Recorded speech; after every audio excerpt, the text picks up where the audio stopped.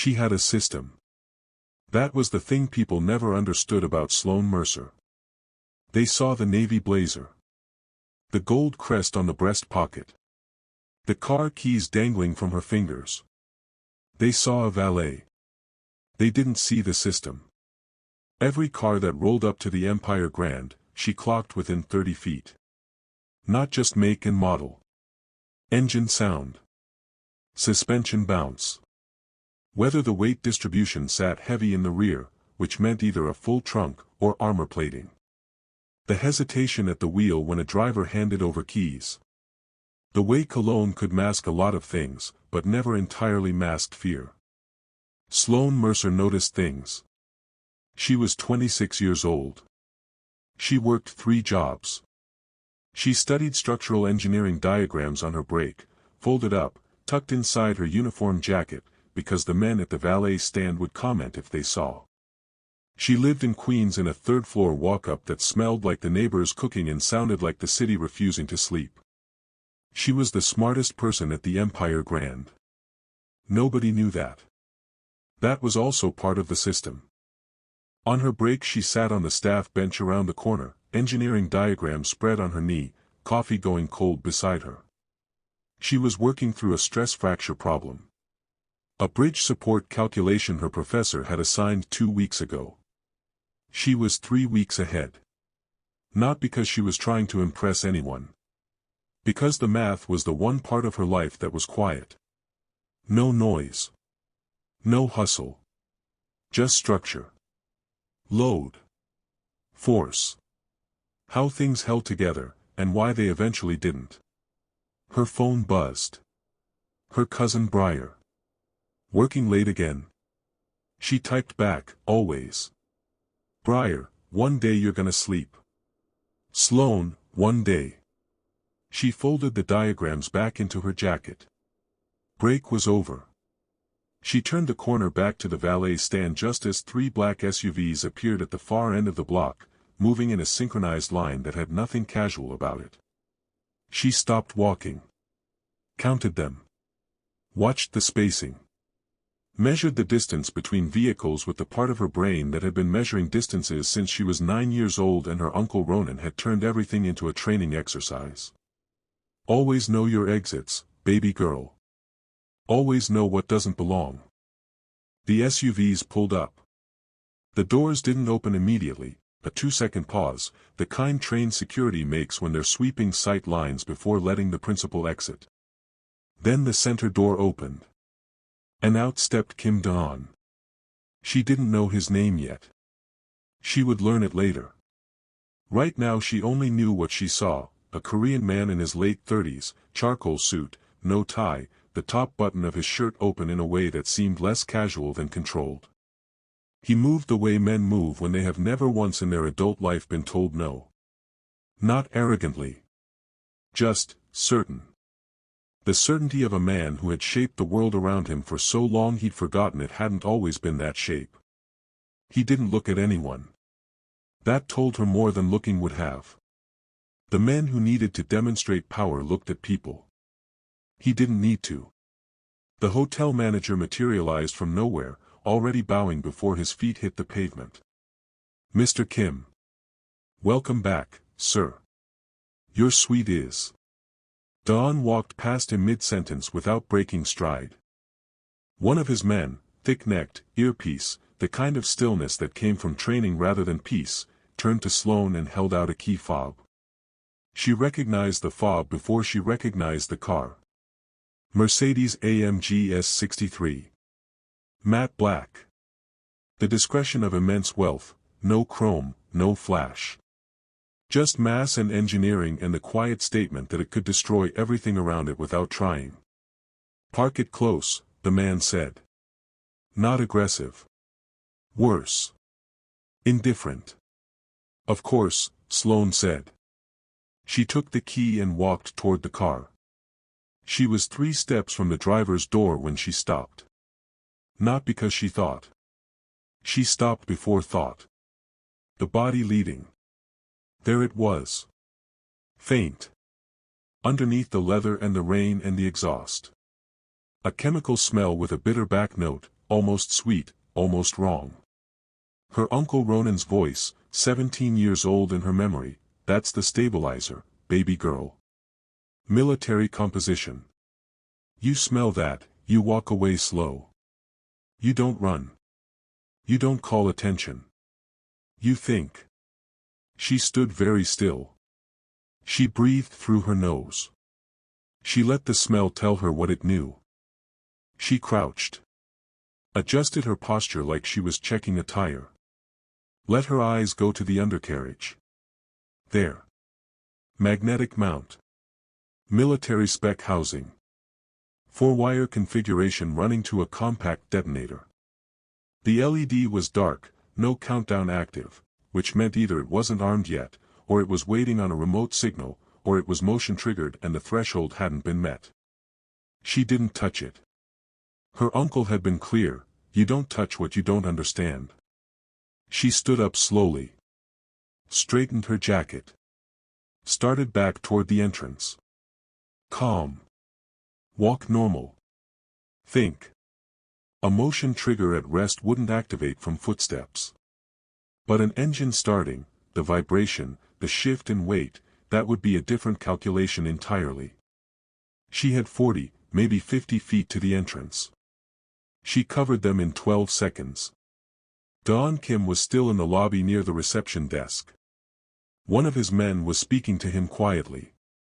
He hadn't looked in her direction once. She walked up to him anyway. The bodyguards moved before she reached him. One stepped into her path. Hand up. Not violent, professional. A wall. Sir, she said past the bodyguard's shoulder. Dawn didn't look up. Sir, she said again. Steadier this time. The bodyguard's hand came to her shoulder. She stepped around it. Not aggressive. Just deliberate. Dawn looked up. His eyes were dark brown with flecks of amber she couldn't see from this distance. She would remember that detail later and be annoyed with herself for it. Your car, she said, has an IED attached to the undercarriage. Silence. The kind that fell on a room the way snow fell. Suddenly everything was muffled. Dawn held her gaze for a full 3 seconds. She counted them. My car, he said carefully, is fine. No sir, it isn't.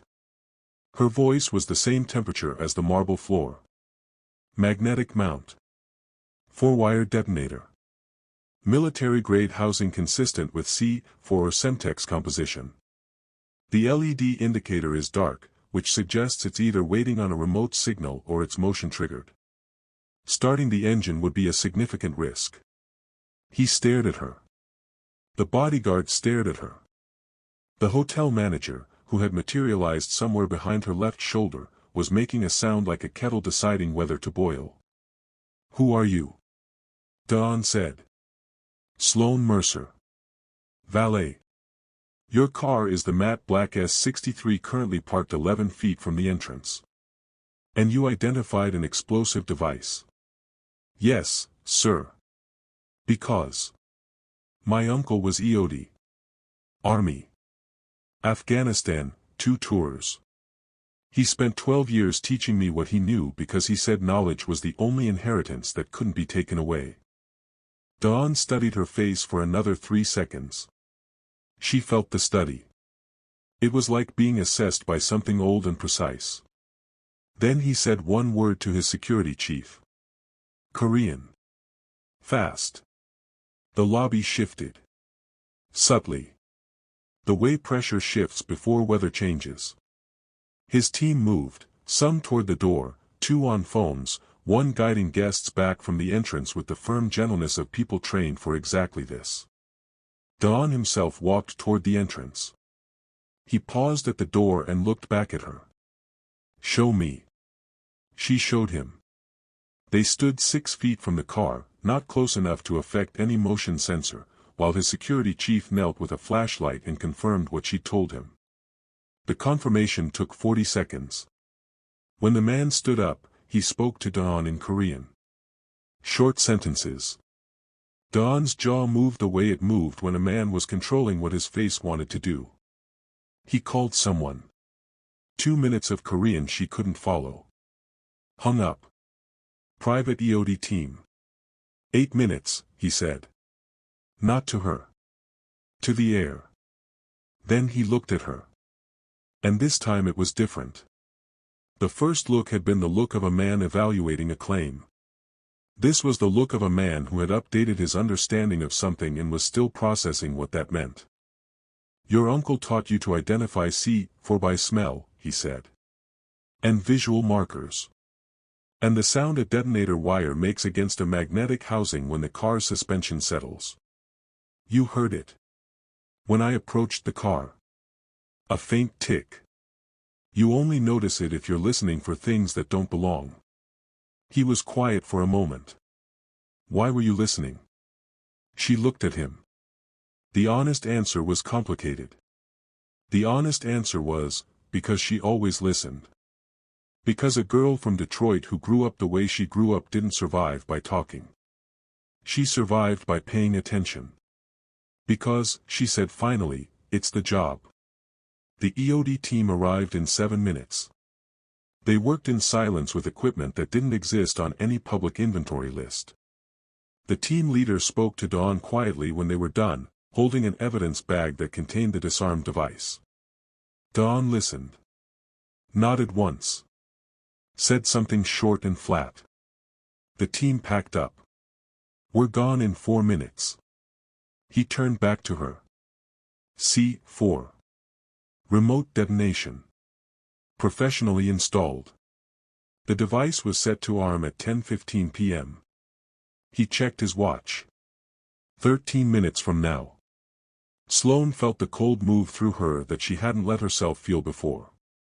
You understand, he said, what you stopped tonight. Yes, sir. And you came to tell me even knowing I might not believe you. Even knowing I might have you removed. Someone needed to know. He looked at her one more time. Long enough that she became aware of every small way she didn't fit this world, the worn heel on her left shoe, the engineering diagram still folded inside her jacket, the slight catch in her collar where she'd re-sewn the button herself at 11 p.m. 3 weeks ago. He saw all of it. She was certain of that. Your shift ends at midnight, he said. Not a question. Yes, sir. Someone from my office will contact you. He walked inside. His team followed. The lobby resumed its ambient noise like a tape restarting. Sloane stood alone in the cold for a moment. Then she went back to the valet stand. She had 4 more cars to park before midnight. And that was the moment everything changed.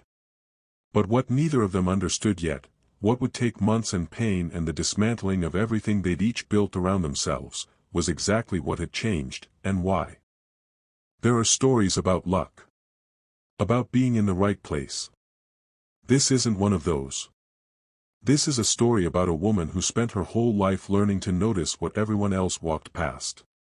And one night, what she noticed changed both their lives. If you believe that the most powerful thing a person can do is pay attention, stay with us. You're exactly who this story was made for. She returned the money. Not all of it. When the man in the expensive suit arrived at her Queens apartment 6 days later and opened the briefcase on her refinished street table, she looked at the stacks of $100 bills for a long time. $50,000. She thought about her mother. The medical debt that had outlived her by 4 years. The credit card she'd maxed to cover the funeral. The scholarship offer from MIT she'd deferred and then deferred again until it quietly expired, because you couldn't defer a dying parent. She took $5,000. Set it aside. For the medical debt, she said. That's what this covers. The rest goes back. The man blinked. In 20 years, she would later learn, nobody had ever returned money from Kim Dawn. Mr. Kim will consider this. Mr. Kim can consider it however he likes, Sloane said. I didn't save his life for payment. I did it because a man was about to die and I had information that could stop it. Those aren't the same thing and the money doesn't change that. The man closed the briefcase. He reached into his jacket and produced a card instead. A phone number. No name. Mr. Kim invites you to call this number if you're interested in a different kind of conversation. She looked at the card for a long time after he left. She didn't call for 11 days. When she called, a woman answered. Korean accent, flawless English, the tone of someone who had managed complicated things for a long time. The interview process was 3 weeks. Not soft. An investigator who knew things about her childhood she'd have forgotten. A psychological evaluation administered by a woman with the eyes of someone who had seen governments change. A session with a lie detector that asked questions she hadn't expected, about values and decisions, and a hypothetical: if you witnessed something illegal and reporting it put someone you cared about at risk, what would you do? She answered everything honestly. At the end, the Korean woman who'd run the first interview looked at her across a glass table in a featureless office on the 44th floor of a building in Midtown. You turned back $45,000, the woman said. Why? Because I knew what keeping it would mean. What would it mean? That I owed something. And I don't like owing things I didn't choose.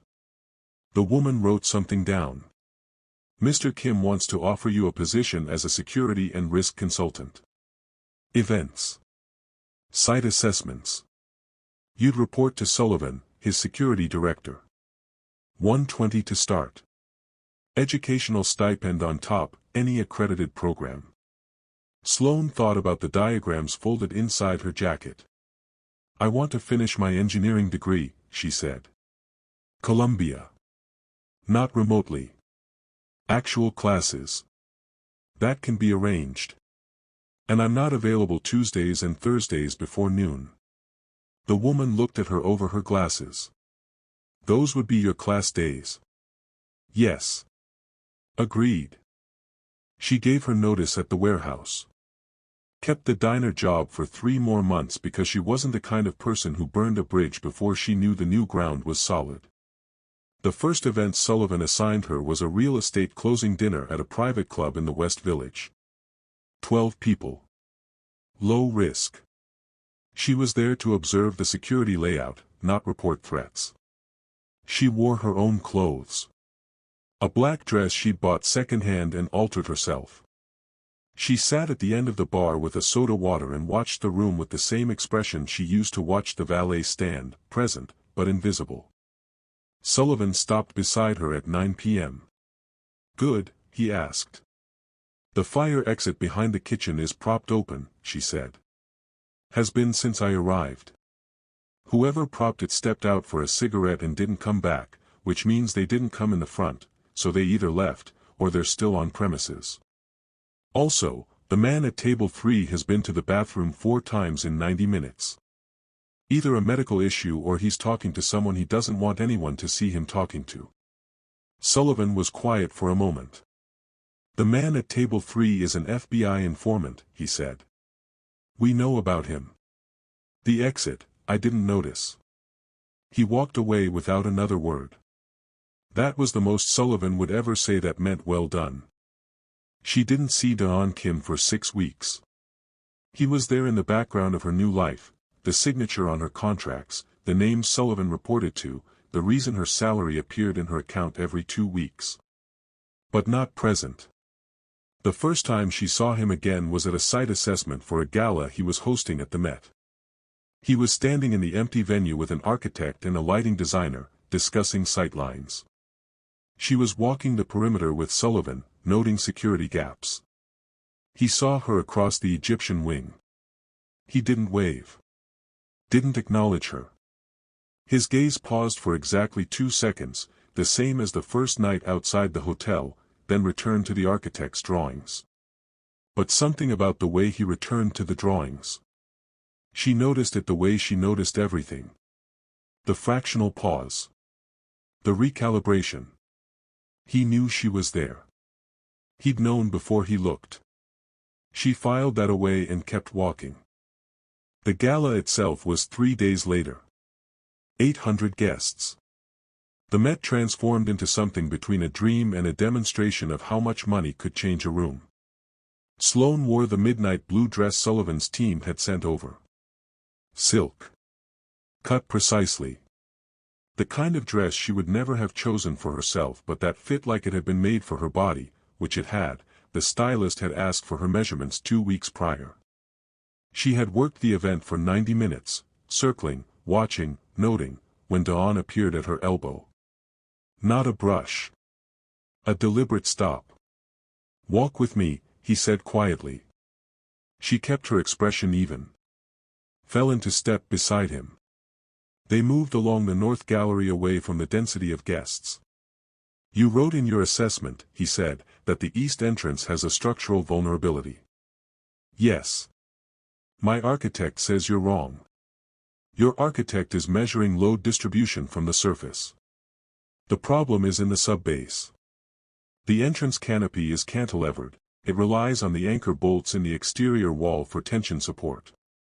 Those bolts were installed in 1987. The renovation in 2019 added 1,200 pounds of decorative stone to the canopy face without recalculating the tension load. If the crowd density under that canopy exceeds..." He stopped walking. She stopped beside him. "How do you know the bolts were installed in 1987, he said. "The renovation permit filing is public record. I found the original structural drawings in the city archive. It took 2 hours. A silence. "My architect has a degree from MIT, Dawn said. "So do I," Sloane said. "Technically." I deferred. "I have 4 semesters left." He looked at her. That look again. The one that felt like a recalibration. "The canopy," he said finally, "should be closed to foot traffic tonight. Or you can post 2 people at maximum crowd capacity and rotate guests through." He took out his phone. Made a call. The canopy closed 20 minutes later. She went back to her circuit of the room. She didn't look back at him. She noticed, because she noticed everything, that he watched her for a long time before returning to his guests. Over the following month, Dawn began making excuses. Sullivan noticed before she did. One afternoon after a site briefing, Sullivan stayed behind as the room emptied and said, without looking up from his notes, "Mr. Kim has requested your assessment on 4 additional events. Outside your current scope." "Okay," she said. Sullivan looked up. His expression was the expression of a man who had worked for Dawn Kim for 11 years and had learned to say complicated things in very few words. "Okay," he said back. And left. The additional events meant contact. Small moments. Dawn appearing at the edge of her work to ask questions that only partly needed asking. About security. About load calculations. About, once, unexpectedly, about the bridge problem from her engineering coursework, which she'd mentioned in passing during a site walk in which he'd pulled into an hour-long conversation about cantilever physics that ended with him looking at her in a way she refused to categorize. She kept her distance. Professionally. Carefully. She had a rule. Not about him specifically. About herself. About the thing she'd learned working 3 jobs in a world that underestimated her. Never let yourself need something you can't afford to lose. Dawn Kim was the definition of that category.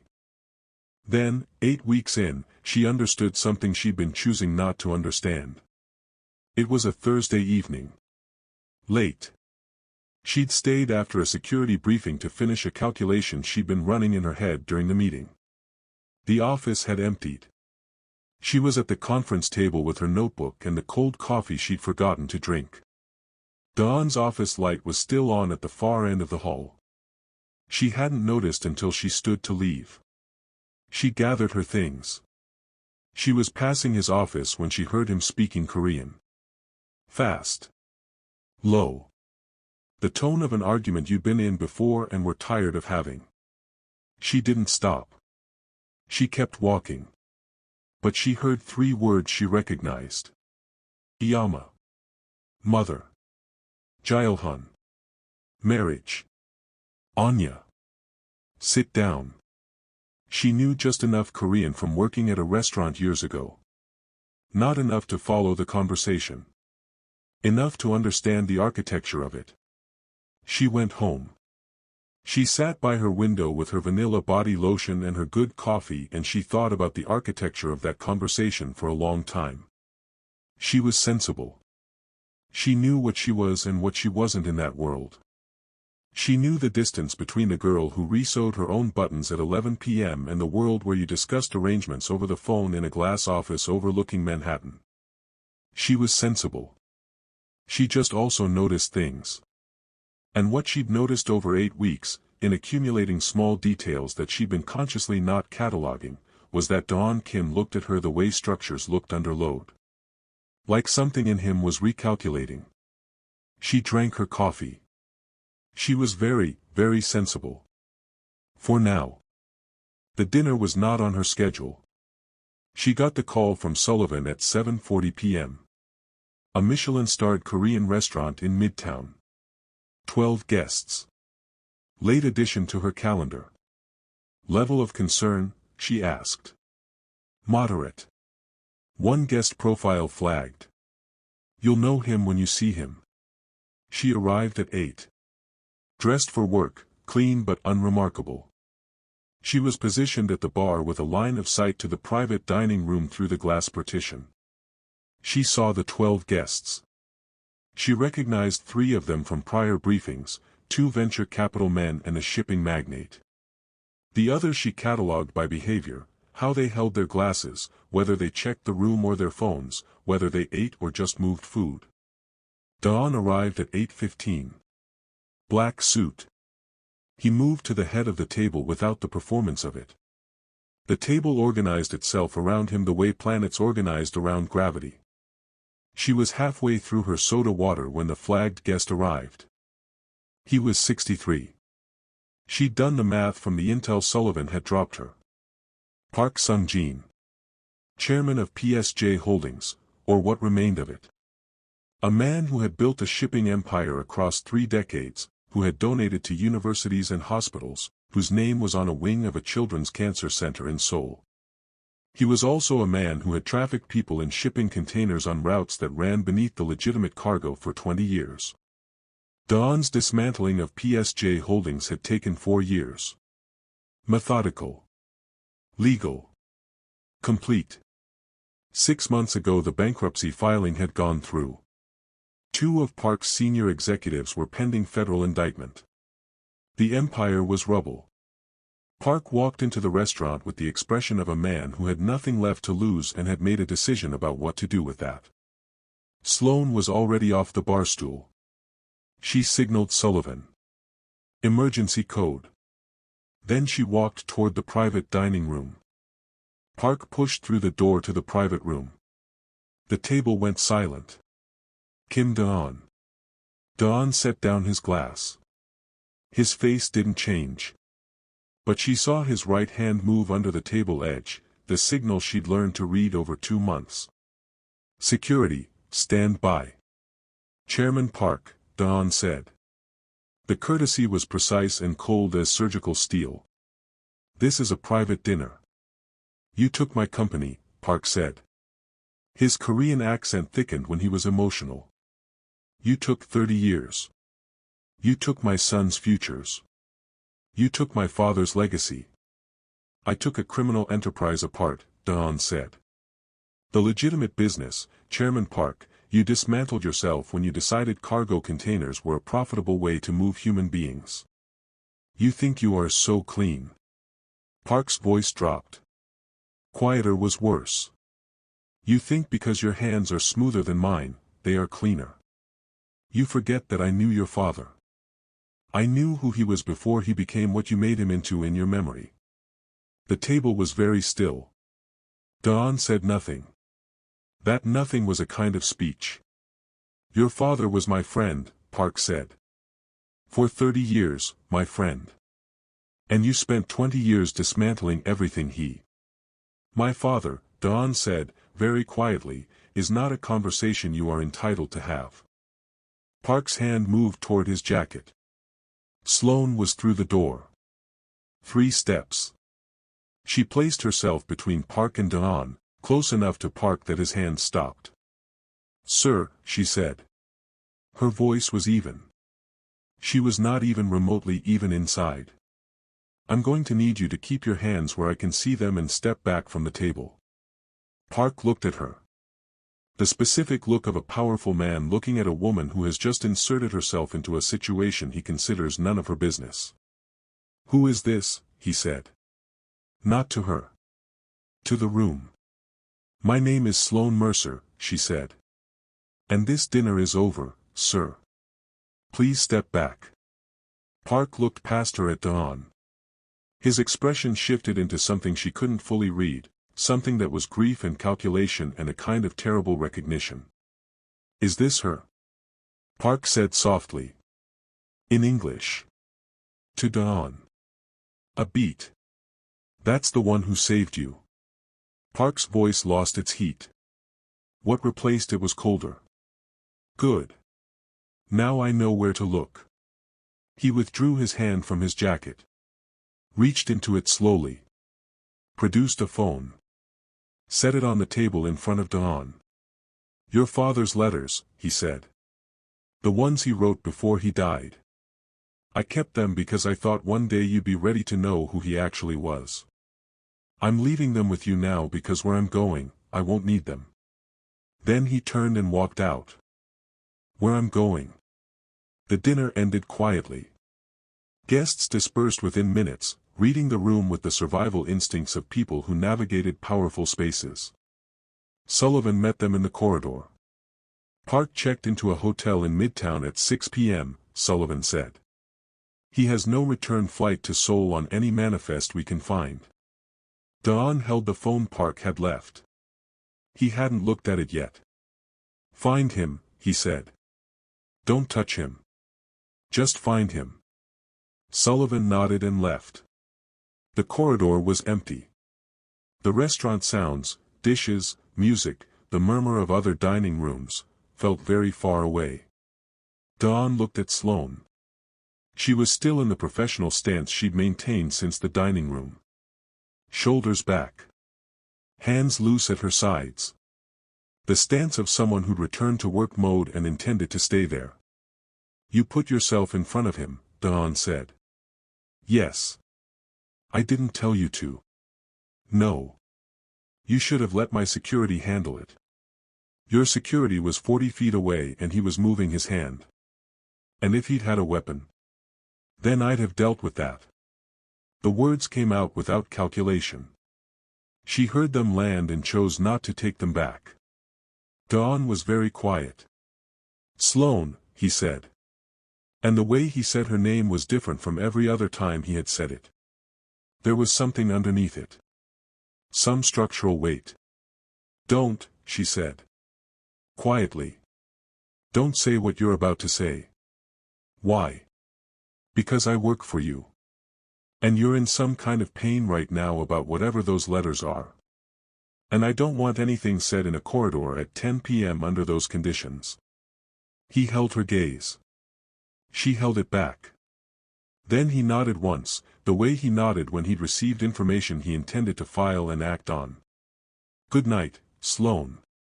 "Good night, sir." She walked to the exit. She did not look back. Park Sung-jin was found in his Midtown hotel room the following morning. He had taken his own life. He had also uploaded a video to the internet at 11:47 p.m. It was 42 minutes long. Sloane found out about the video the same way the rest of the world did, her phone exploding at 6 a.m. with notifications, Sullivan calling before she could turn the volume up. "Watch it," Sullivan said. "Now. Then call me." She watched it. Park spoke for 42 minutes directly to camera. About Kim Dawn's father. About a business partnership that had started with shared ideals and corroded over decades into something neither man had intended. About the trafficking network, which Park explained with the terrible clarity of a man who was done protecting himself, how it started, who sanctioned it, who knew. And then he showed documents. Documents that implicated Kim Industries in historical money laundering, not by Don, but by the men who had surrounded his father in the final years, who had run the dark channels of the company beneath the legitimate surface while Don was still a teenager watching his father be dismantled. Documents that Don had never turned over. The video ended with Park looking directly into the camera. Kim Don is not clean, he said. But he is not his father's corruption. He is the son who couldn't figure out how to honor his father and destroy what his father became. I know that feeling. I spent 30 years with it. Sloan Mercer stood between my gun, and it was a gun, and the man she loves. She didn't know that yet. She'll know it now. That girl is the best thing that's happened to him. And the most dangerous. Someone will come for her. I'm sorry. The video ended. She sat with the video for a long time. Then she called Sullivan. The documents Park referenced, she said. Don has them. Yes. He's been sitting on them. A pause. Yes. For how long? I don't ask Mr. Kim questions I'm not invited to answer, Sullivan said. But I've worked for him for 11 years. And I think you should talk to him. Not me. She hung up. She did not call Dawn. She went to class. She sat through 3 hours of structural analysis and stared at her notebook and wrote the same equation 4 times without solving it. When class ended, she walked to his building. She did not have a plan. She had never in her life done anything without a plan. She noticed this about herself with a detached and academic kind of interest as the elevator rose to the 42nd floor. Sullivan met her at the elevator. Read her face. He's in the study, Sullivan said. She walked past him without a word. Dawn was at the window. The penthouse felt different in the daylight. Last night had been theory. This morning was real. He was in a gray shirt, no jacket, no armor, and he looked like he hadn't slept and wasn't going to apologize for it. He didn't turn when she came in. She closed the door. Park told the world I love you, she said. Silence. So I need to know something before anyone else on the planet decides for us, she said. Those documents. The ones implicating your father's company. How long have you had them? 3 years. Why didn't you turn them over? He was quiet for a long time. Because turning them over meant destroying what my father built. The real parts. The legitimate parts. The parts he intended. A federal investigation wouldn't separate the clean from the corrupted. It would take everything. So you sat on evidence. Yes. To protect a legacy. To protect the people who work in that legacy. 4,000 employees, Sloan. People with families. People who don't know what was done beneath them. She let that land. And now Park has made the choice for you, she said. He finally turned. He looked terrible. She meant that with full compassion. He looked like a man who had been carrying something at altitude for years and finally reached the point where the weight exceeded the capacity.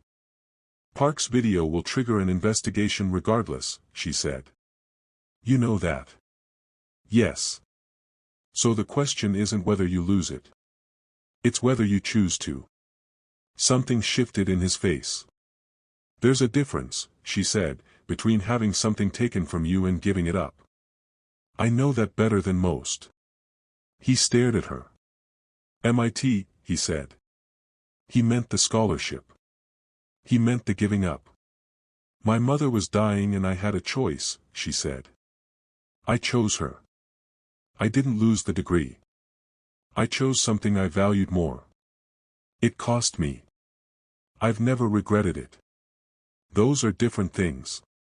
She held his gaze. What do you value more, she asked. The empire. Or what the empire was supposed to be for. He didn't answer that day. He called her that night. 11 p.m. I need to tell you something, he said. About my father. She sat on her apartment floor with her back against the wall because sometimes a conversation was too heavy for a chair. He talked for 2 hours. About a father who'd built something real from nothing. Who'd come to New York from Seoul with $200 and a head for arbitrage and 20 years of absolute grinding work. Who had made Kim Industries, the real Kim Industries, a legitimate, ethical company. And then about the men his father had trusted. Who had used the infrastructure of that legitimate company to run secondary channels his father had eventually discovered and confronted, and who had killed his father for the confrontation and made it look like a rival's work. Don had been 12. He'd spent the next 25 years inside the thing his father built, learning every level of it, finding every corrupted thread, tracing every channel back to its source. Park had been one of those threads. Not the one that killed his father, Don was very precise about this. But complicit. Aware. Profiting. He was also, Don said, near 1 a.m., genuinely my father's friend. I believe that. I think that's the tragedy of it. He was both things. The friend and the coward. We contain multitudes, Sloane said quietly. What? Walt Whitman. My mother used to say it when I was frustrated by people who didn't behave simply. She said most destruction isn't done by monsters. It's done by people who are also something else, something good, and they can't figure out how to be both, so they just keep going. A very long silence. Your mother sounds like she was extraordinary, Don said. She was, Sloane said. She was tired and sick and she worked too hard and she was extraordinary. They talked until 2:30 a.m. About grief and inheritance and the difference between legacy and weight. About what it meant to dismantle something you loved because it had been corrupted. About mothers who were tired and extraordinary. About uncles who came home from war and taught their nieces to smell C4 because they couldn't stop being protectors even when the war was technically over. Neither of them said anything about Park's video. Neither of them said anything about what Park had said at the end. When they finally said goodnight, there was a quality to the silence before the line disconnected. She noticed it. She catalogued it. She put it in the section of her mind she called not yet and went to sleep.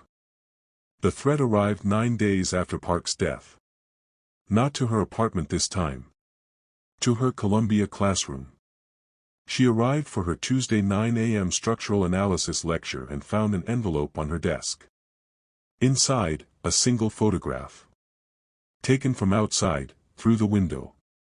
Her, sitting in this exact seat, from this angle, from sometime in the last week. On the back, Park told you to be careful. We're telling you to leave. She turned the photograph over twice. Looked at the window angle. Calculated the lens distance, the height, the building across the street that would have provided that sightline. Then she took a photograph of the photograph, sent it to Sullivan, put the original in her bag, and sat through the entire lecture because her structural analysis exam was in 2 weeks and she was not going to fall behind. Sullivan called before she reached the campus gate. Get in the car, he said. She got in the car. Dawn was already on a call when she arrived. She could hear the controlled fury of his voice from the hallway. Korean, clipped, the economy of someone saying very serious things in very few words. He ended the call when she came in. He looked at her with an expression she hadn't seen on him before. She identified it after a moment. It was the expression of a man confronting a fear he'd been managing for months and had now become real. I'm fine, she said. Before he could ask. I'm not scared. I'm annoyed. You should be scared. That's not useful. Annoyed keeps me sharp. He exhaled. Turned away. His hands went to the back of his neck in a gesture she recognized as the thing he did instead of the things other men did, instead of raising his voice, or hitting something, or demanding control. I want you moved, he said. I'm not moving. Sloane. I'm not moving. She set her bag down. Sit down, Dawn. We need to talk about the documents. He turned back to her. You turn them over, she said. All of them. Voluntarily. Before the federal investigation requests them and you have no choice. That's not. Listen to me. She said it the way she'd once said your car has an explosive device. Quiet. Certain. Unmovable. You turn them over now, you choose it, you cooperate, you separate yourself from what your father's men did. You frame the narrative. You become the man who gave up the empire to tell the truth rather than the man who was dragged there. That's the difference between a fine and a prison sentence, Dawn. That's the difference between a reputation people can rebuild from and one they can't. I lose everything. You lose the corrupted half. You keep the 40 years your father actually built clean. They'll freeze my assets. Kim Industries goes into investigation hold. 4,000 people will still have jobs. Because you cooperate and you make it part of the deal. She stepped closer. Not softly. Directly. You're afraid that losing the empire means losing what your father meant to you. But your father was killed because someone used his empire against him. The empire is not the inheritance. The integrity is the inheritance. Silence. And, she said, quieter, it stops them from having leverage over you. Over anyone near you. He heard the near you. She watched him hear it. You said, Dawn said slowly, that the documents would protect you. I said they'd remove the leverage. That's different. Is it? Yes. I don't need protecting. I need the threat to be pointless. He looked at her for a long moment. Really looked. The way he'd looked at her in the cold outside the Empire Grand the night she told him about the bomb. My mother is arriving in 2 days, he said. It seemed like a non sequitur. It wasn't. I know, she said. Sullivan mentioned. She's bringing Year-In. Sloane knew who Year-In was. She knew from the Korean language business profile Sullivan had dropped into her briefings 2 months ago, and she knew from her own research after that late night she'd heard the word Jilhan through the office door. Year-In Choi. 29. Her family and Dawn's had been in discussion about a marriage arrangement for 2 years. She was accomplished, appropriate, approved. Okay, Sloane said. Sloane. That's not my business. The documents are your business. Focus on the documents. She picked up her bag. I'll be in tomorrow morning for the security brief. She left. She did not let herself feel anything until she was in the elevator. Then she let herself feel it. All of it. The precise shape of the thing she'd been refusing to name. The elevator reached the lobby. She put it back. Walked out into the cold. Dawn's mother, Madam Kim Hae-young, arrived on a Wednesday. She was 61 and looked like a dynasty. Silver hair precisely set, Korean silk suit, the bearing of a woman who had kept herself aligned with expectation her entire life and considered this a form of honor. She moved through Dawn's penthouse like an assessor. Sloane met her by accident, or not by accident, because nothing in that penthouse happened by accident. She was there for a security handoff with Sullivan when Madam Kim appeared in the doorway of the study and looked at her with the precise and undisguised expression of someone solving a problem they'd hoped wouldn't become one. You're the girl from the video, Madam Kim said. Her English was formal and exact. My name is Sloane Mercer, Sloane said. I work for Mr. Kim's security division. Yes. The word held a full paragraph. They looked at each other. Sloane waited. She'd learned patience from overnight warehouse shifts and from her mother and from structural engineering, all of which taught the same lesson: some loads require time before they reveal what they actually are. My son has responsibilities, Madam Kim said finally, that extend beyond what he wants. I imagine he's aware of that, Sloane said. In our family. I understand your family, Sloane said. Gently. Not combatively. Just clearly. I'm not asking to be part of it, Mrs. Kim. I work for your son. That's what I am. Madam Kim studied her. Is that what you are? She said. Sloane held her gaze. That's what I've been so far, Sloane said. I can't speak to the future. Yirin arrived that evening for dinner. She was exactly as Sloane had researched. Accomplished. Warm. Not a villain. The daughter of a family that had been building toward this alliance for a generation, who had been raised to consider it an honor and had apparently decided to believe that. Sloane was not at the dinner. She was home. She'd made that easy. She got the call from Dawn at 11:30 p.m. She almost didn't answer. She answered.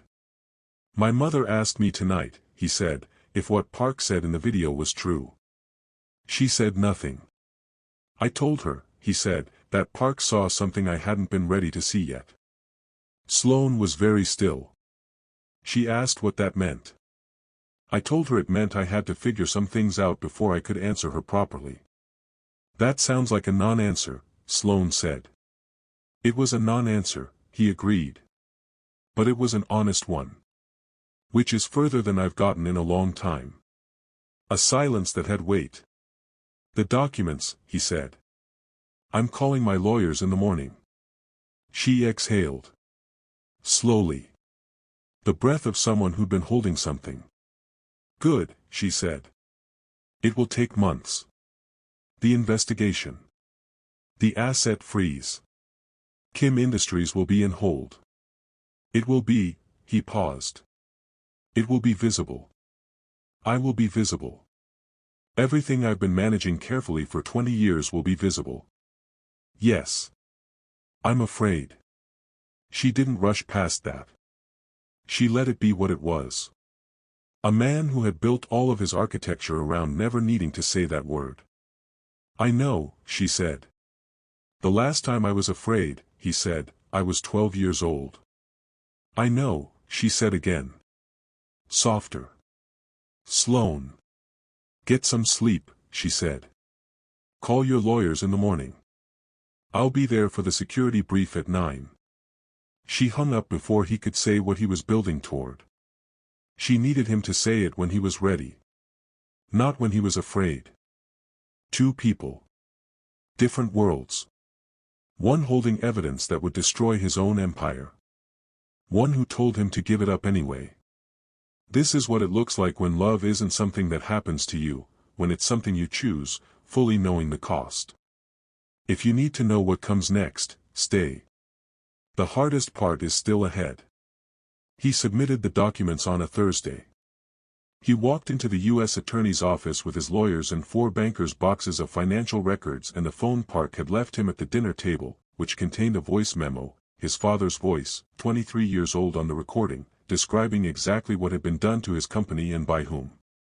The asset freeze came down 48 hours later. The press got it in 72. The headline wasn't what they'd feared. Sullivan's communications team had done exactly what they were built to do, frame the narrative.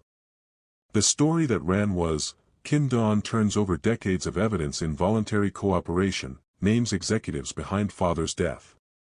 Not, Kim Industries under federal investigation. Both were true. Only one was the story. Sloane was in her apartment watching the press conference on her laptop when her phone rang. Not Dawn. Sullivan. He asked me to call you, Sullivan said. He said, and I'm quoting directly, tell her it's done. Tell her the car is clean. She laughed. A real laugh. Short and surprised and helpless. Tell him okay, she said. She closed her laptop. She sat with it for a long time. The particular feeling of watching someone do something real, something costly, something that couldn't be undone. She thought about her mother, who had spent her last year of her life declining the experimental treatment she couldn't afford because she didn't want to leave debt behind. The particular dignity of choosing what you gave up. Then she got in a cab. She arrived at the penthouse.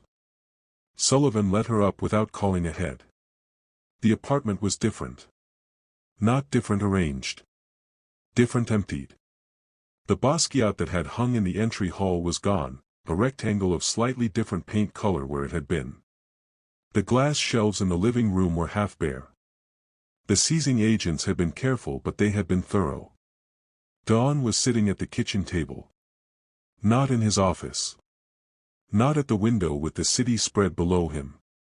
At the kitchen table. In a white shirt. Sleeves rolled up.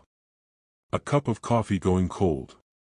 Looking at the phone Park had given him. He looked up when she came in. She looked at him.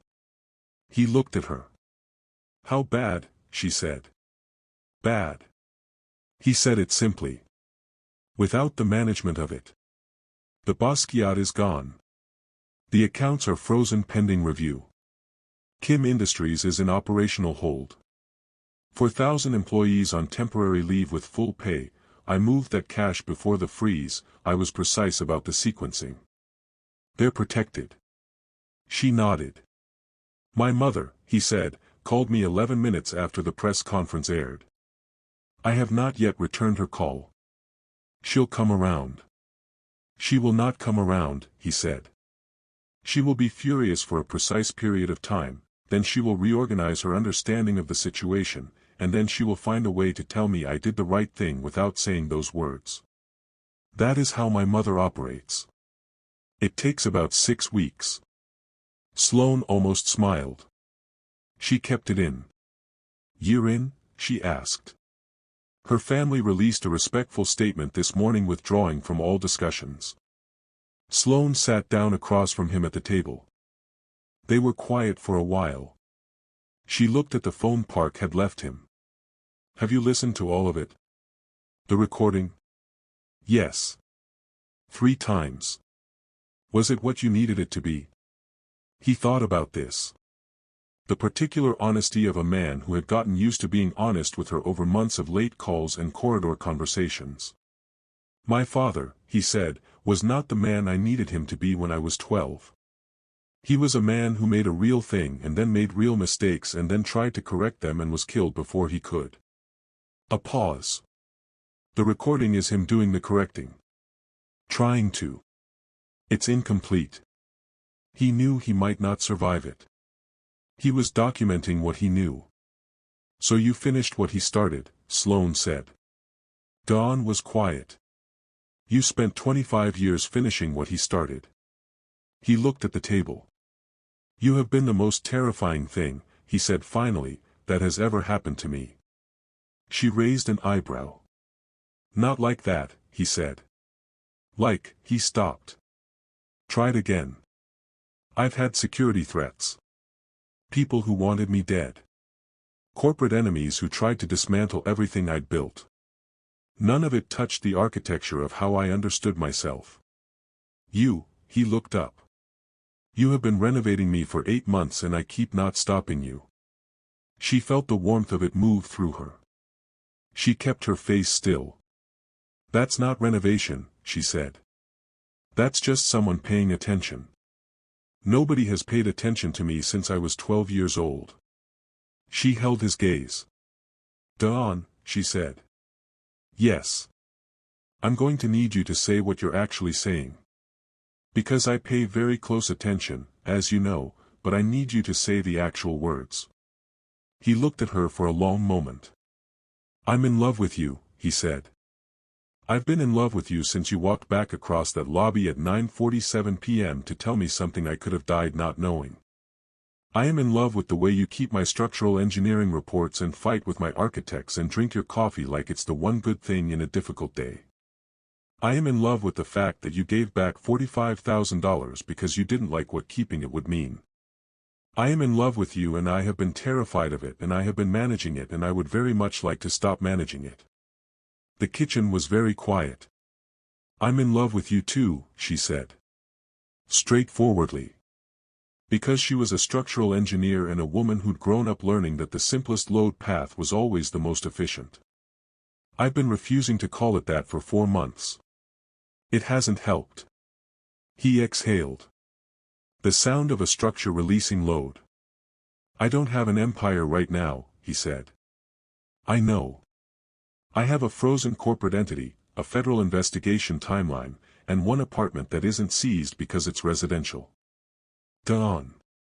I'm cataloging the situation. I grew up in a neighborhood where people were happy to have the apartment. You're fine. He looked at her. And for the first time in 8 months she didn't hold anything back from her expression. She let him see all of it. He stood up. She stood up. And when he reached across the kitchen table, just the two of them, no gala chandeliers, no cinematic corridor, no dramatic skyline, and took her face in his hands, it was the most honest thing either of them had done in a long time. 6 days later, the threats escalated. Not from Park's organization, that had dissolved in the wake of his death. These came from a different source. One of the executives Dawn's document submission had exposed. A man named Bowden, who had run the secondary channels for 17 years and was now facing a federal case with a 20-year minimum and had decided that consequences were someone else's problem. They came for Sloane. Not as a message. As a move. 2 men followed her from Columbia at 7 p.m. on a Thursday. She noticed them at the 110th Street subway station, one parallel on the platform, one behind. Both dressed too warm for the temperature, which meant bulk beneath the coats. She did not panic. She called Sullivan. Gave him position, number, description. She got on the subway. Stayed near the conductor's car. Stood where the cameras were. At 72nd Street a third man was waiting on the platform. She got off the train at 59th instead. Took the A to a police precinct on 39th that she'd identified 3 months ago during a site risk assessment as having the highest patrol density in Midtown. She walked into the precinct. The men did not follow her in. Sullivan met her there 40 minutes later with 2 of Dawn's security team. Dawn? She asked. On his way. Tell him I'm fine and to drive carefully and to not. Dawn came through the precinct door. He crossed the waiting area in 6 steps. He didn't grab her. He stopped 2 feet away and looked at her with the expression she'd learned over months was the maximum external display of what for him was the equivalent of breaking apart. You're okay, he said. I'm okay. You. Called Sullivan immediately. Used the transit cameras. Went to the highest patrol precinct in Midtown. I was never in actual danger. You were. Dawn. She put her hand on his arm. I'm okay. I handled it. This is what I do. He looked at her hand on his arm. Then at her face. This is what you do, he said. Yes. You notice things. You have a plan. You don't panic. Correct. While men were following you on the subway. Also correct. He exhaled. It was the exhale of a man making peace with something that would never fully be peace. Bowden is in custody as of 20 minutes ago, Sullivan said from behind them. 3 accomplices. Federal agents moved fast when they got your description. Good, Dawn said. He didn't take his eyes off Sloane. The other executives who were exposed have been advised by their lawyers to cease any related activity, Sullivan continued. The federal umbrella is now very wide. Moving against anyone connected to this case is not a risk profile anyone will accept. So it's over, Sloane said. The direct threat is over, Dawn said. The investigation runs for 18 months minimum. I meant Bowden. Yes. That's over. She nodded. Good, she said. I have an exam in 6 days and I'd like to study for it without anyone following me. Dawn looked at her for a long moment. Then something happened in his face that she'd seen maybe twice before. The very rare thing. He laughed. Not a managed sound. An actual laugh. Short, surprised, disbelieving. An exam, he said. Structural analysis. Midterm. Of course. I've been keeping up with the coursework. I'm 2 weeks ahead. He shook his head slowly, with something she could only call wonder. Of course you are, he said. 8 months later. The federal investigation was still running. It would run for another year. Kim Industries was operational again, stripped of its corrupted layers, audited to the molecular level, the 4,000 employees back at full pay. Smaller. Cleaner. The foundation of something that might eventually become the company Dawn's father had intended to build. Dawn was rebuilding with the particular focus of a man who finally knew what he was building toward. Sloane passed her structural analysis midterm. Then her finals. Then her second year. Her engineering thesis was on structural vulnerability assessment in high-traffic urban canopies. Her thesis advisor called it the most practically grounded theoretical work she'd supervised in 20 years. What she didn't tell her thesis advisor was that her best case study was an unnamed luxury hotel on the east side, and that the man who'd given her the access and the data was the man who dropped her off at campus on Tuesdays and Thursdays and didn't wait for her to go inside because she told him she didn't need escorting to class. He waited anyway. She'd looked back once and seen the car still there.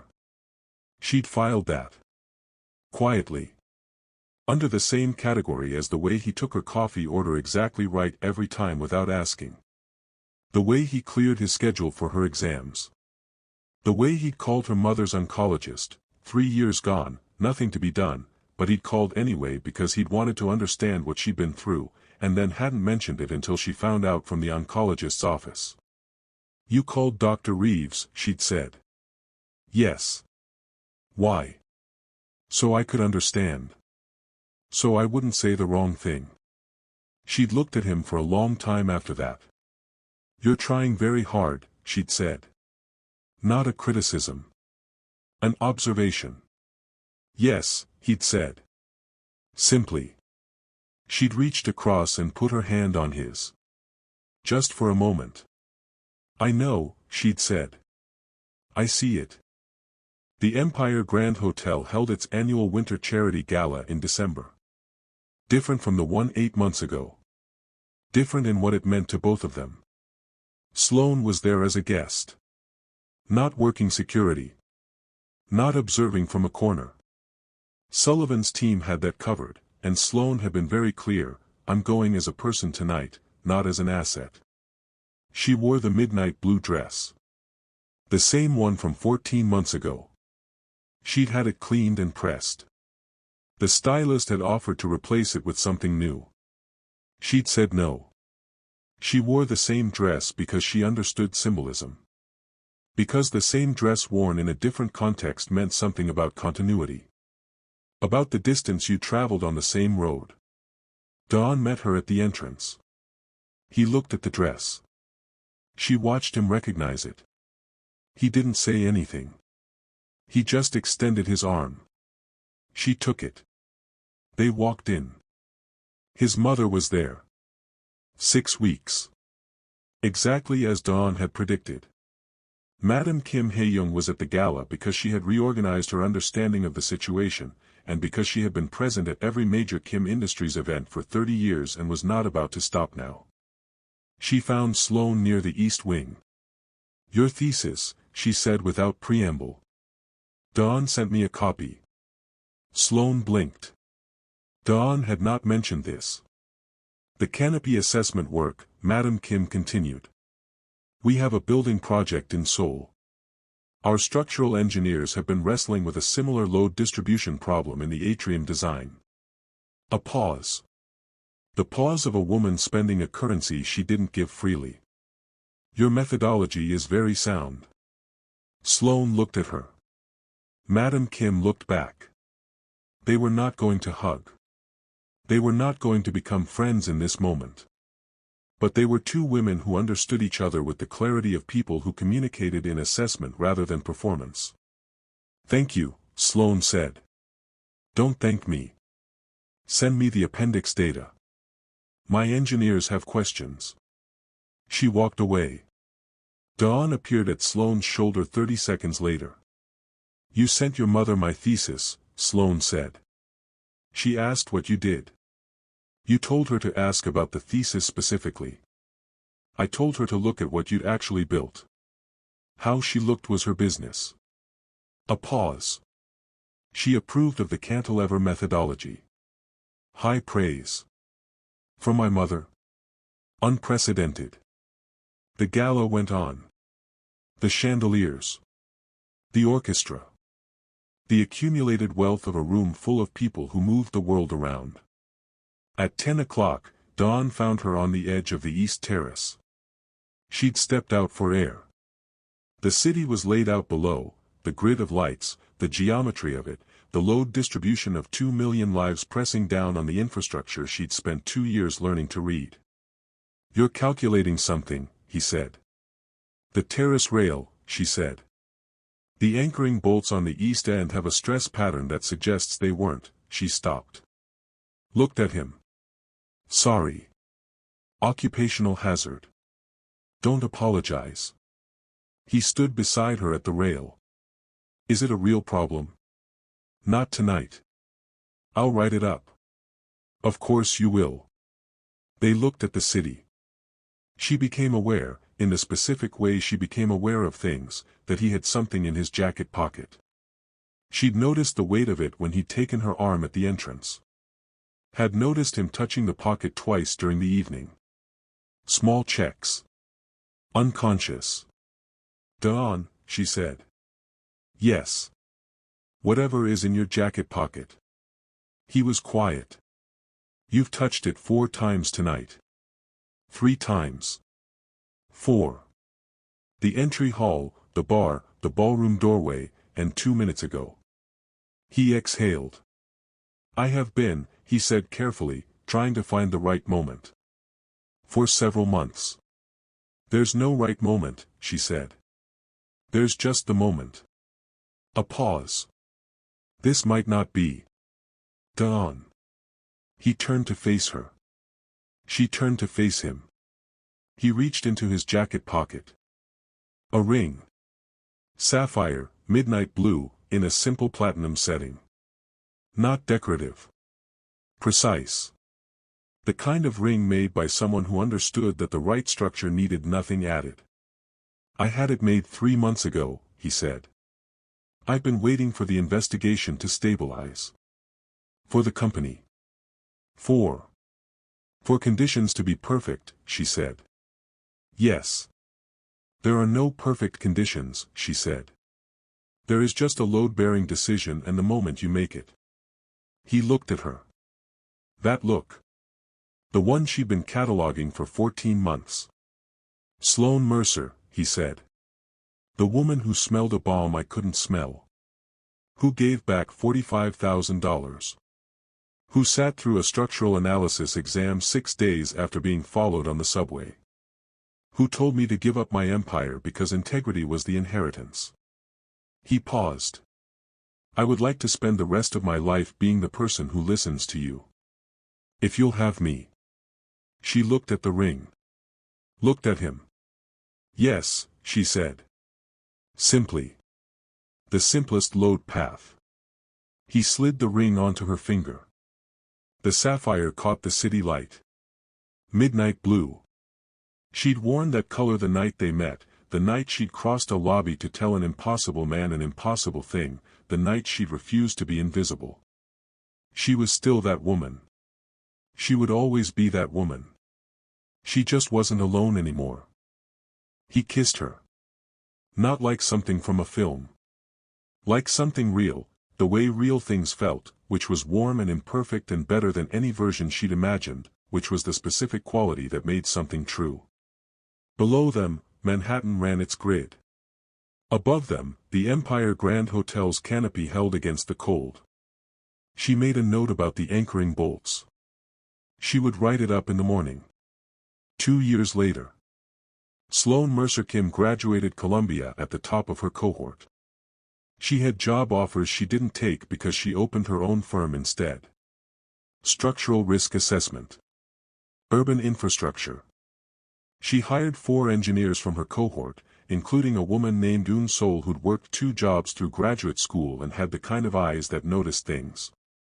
Dawn's federal case resolved with a deferred prosecution agreement, a substantial fine, and a restructuring consent decree. Kim Industries emerged smaller, audited, transparent. Forbes called it a model for corporate accountability. Dawn's op-ed in the Times, which Sloan had edited for structure and which he'd fought her on every paragraph and which was stronger for the fight, was titled, "My Father Built Something Real. I Almost Buried It to Keep It." It was read 3 million times. Madam Kim called after it ran. "The third paragraph," she told her son, "is the best thing you've ever written." Sloan, sitting across the table, heard this through the phone. "She approves," Dawn told her. "I know. I wrote the third paragraph." He covered the phone. Looked at her. "You wrote the third paragraph?" "I rewrote the third paragraph. You had, 'My father's memory deserves this truth,' and I changed it to, 'The truth deserves to outlive us both.' You fought me for 45 minutes. I was right about the second sentence. You were wrong about the second sentence. The cadence. The cadence was fine, the sentiment was self-congratulatory. I was honoring. Dawn." He looked at her. She held his gaze. "The third paragraph," she said, "is the best thing you've ever written." A beat. He uncovered the phone. "I'll call you back, Yama," he said. He set the phone down. He looked at Sloan across the kitchen table. "You are," he said, "the most impossible. You love it." "I do," he said. Without fighting it. "I really do." 3 years after that night at the Empire Grand. A different Empire Grand. Same entrance. Same valet stand. Same gold lettering above the door. Different Sloan. She stood at the entrance in her midnight blue. The same dress, she'd had it made again, same cut, same silk, because some symbols were worth maintaining. Her firm's name was on the door of an office on 57th Street. Her engineering license was framed on the wall of that office. Her thesis had been cited in 4 city infrastructure reports. She was nobody's furniture anymore. Not that she'd ever been. But the world had updated its understanding. Dawn's hand found hers at the entrance. Their daughter Seo-Yun was upstairs in a suite, 9 months old, watched by Sullivan, who had in the past year become less security director and more whatever the Korean word was for the person who matters to your family even though there's no clean category for it. Sullivan didn't know that word. He just showed up. "Nervous?" Dawn asked. "No," she said. "Liar." She smiled. "A little," she admitted. "Speaking in public still. You once told a man with a weapon to show you his hands. That was easier. That was just the situation. This is," she paused. Inside was a gala for the Mercer Foundation. Full scholarships. Mentorship pipeline. 50 young women who'd been working overnight jobs and deferred dreams and accumulating the particular kind of competence that had no official recognition. "This is telling people who I am. That's harder." "I know who you are," he said. "I know you do," she said. "But they need to." She squeezed his hand. They walked in. Sloan's speech was 7 minutes long. She'd written it herself, Dawn had offered, she'd declined, he had been smart enough not to push. She talked about a Thursday night. About a smell most people would have missed. About an uncle who'd come home from war and spent 12 years teaching her his knowledge because he understood that inheritance didn't require wealth, just intention. She talked about a woman who'd raised her on 3 jobs and Walt Whitman and the principle that most of the world's destruction was done by people who were also something good, and that understanding that was not excusing it, it was just being honest about complexity. She talked about a bridge calculation she'd been doing on her break when 3 SUVs pulled up. About the engineering principle she'd been thinking about at the exact moment everything changed, a structure doesn't fail at its strongest point. It fails where it stopped being honest about its load. She paused. I've spent my life, she said, learning to notice what doesn't belong. The thing nobody else sees. The weight that's been miscalculated. The bolt that's one inspection cycle from failure. She looked out at the room. At 50 young women in midnight blue. At her mother's photograph on the program cover. At Sullivan near the door, watching the exits because some things didn't change. At Dawn, who was looking at her the way he'd looked at her from across the Met 8 months into something that hadn't yet been named. The most dangerous thing I ever did, she said, was cross a lobby and tell a man in a very expensive suit that his car had a bomb under it. Not because I was brave. Because I noticed. And staying silent when you've noticed something, that's the actual danger. That's the structural failure. So notice, she said. And then say so. Even when it's inconvenient. Even when it's terrifying. Even when the man in the expensive suit might tell you your car is fine. The room was very still. Your car is not fine, she said. It never was. That's how the story starts. After the speech, a young woman found her near the east corridor.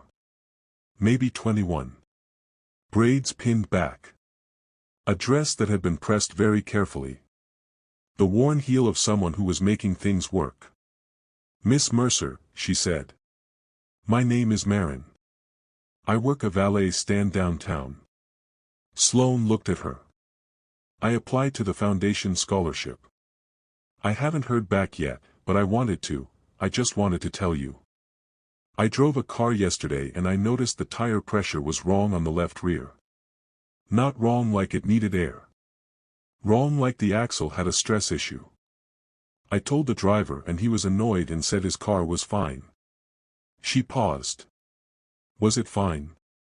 Sloane asked. No. I was right. He had a mechanic look at it this morning and the axle had a crack. Sloane was quiet. You were right, she said. How did you know? I don't know exactly. I just notice things. I always have. My family doesn't think it's worth much.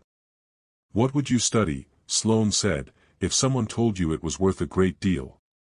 Marin thought. Engineering, she said. Structures. How things hold together. How they fail. Sloane looked at this girl. This girl with the pressed dress and the worn heels and the axle she'd noticed. Call my office Monday morning, Sloane said. Ask for Une Soul. Tell her I sent you. Marin's breath caught. Miss Mercer. Sloane, she said. And you were right about the axle. Later. The gala wound down. Dawn found her in the same place he always eventually found her, on the edge of things, watching. The East Terrace rail, she said when he appeared beside her. Still. The bolts are worse. I had the hotel's engineering firm out in October. They said negligible risk. She looked at the rail. They're wrong. Write it up. I already did. Sullivan has it. The hotel is getting new assessors next week.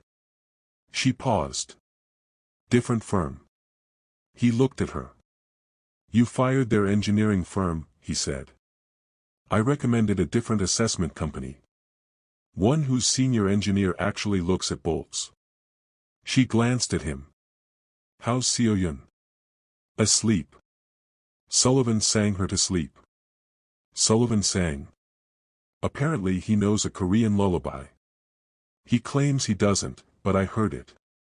She smiled. A real one. The kind that reached her eyes, that she hadn't been careful about for a long time. What happens now, she said. Not anxious. Just present. Looking at the city. Now, he said, we go get our daughter. We go home. And tomorrow you revise your assessment protocol because Marin from the valet stand is starting at your firm and I watched you hire her and I know you haven't updated the intake form since April. She turned to look at him. You noticed, she said. I've been learning from the best, he said. She took his hand. The city went on. The Empire Grand stood. The bolts held. Years later. Not many. 5. Their daughter Seo-yun was walking now. Running, mostly. She had Dawn's eyes and Sloane's way of stopping in the middle of motion and staring at something structural until she understood it. At 4 years old, she pointed at a parking garage near their apartment building and said, "That pillar is wrong." Dawn and Sloane looked at each other over her head. Dawn crouched beside her. "What do you mean, wrong?" "It leans," Seo-yun said. Carefully. The vocabulary of a child, precise in the way that children are when they're saying something real. The other ones don't lean. That one leans. Sloane crouched too. Looked at the pillar. The lean was less than a centimeter. Most adults would have walked past it for years. She reached out and put her hand on the concrete. She felt it. Her Uncle Ronan's voice. Her mother's hands. The engineering diagrams folded inside a navy blazer. The cold lobby and the chemical smell and the moment she'd chosen to say something instead of stay silent. "Seo-yun," she said. "Yes. You're right. It leans." She looked at her daughter. "What do we do when we notice something wrong?" Seo-yun thought about this. "Say so," she said. "Even if it's scary. Even if someone says you're wrong," Sloane said. "Even then. Even if it's inconvenient. Even then," Seo-yun said. With the absolute certainty of someone who had been told a true thing often enough that it had become bone. Sloane looked at Dawn. His face. The rare and real thing. "Good," Sloane said. And kissed her daughter's forehead. "Let's go home. I'm making the call in the morning." They walked home. The pillar would be assessed. The garage would be fixed. The leans that only certain people noticed would be caught, one by one, because they were building a family that knew how to look. And somewhere in the specific architecture of that evening, the child between them, the city holding its weight, the inheritance of a woman who'd noticed a bomb and a man who'd finally listened, was the shape of what they'd built. Not an empire. Something better. Something that would hold. Somewhere tonight, there is a person in a uniform doing a job the world considers invisible. They are paying attention. They are noticing something everyone else walks past. And they don't know yet that the thing they notice is about to change everything. If this story moved you, not just entertained you, but moved you, if some part of it felt true, hit like. It tells us this kind of story matters. And leave a comment. Tell me, what was the moment that got you? The bomb? The lobby walk? The kitchen table? The letters? The thing Dawn said about being renovated? The third paragraph? Seo-yun and the pillar? Tell me what you noticed. Because I think the people who watch this kind of story are exactly the kind of people who notice things. And I want to know what you saw. Should we follow Marin next? The girl from the valet stand with the axle and the wrong heel and the engineering dream? Or should we go back, to Sullivan, and the Korean lullaby, and the war he won't talk about? You decide. See you in the next one.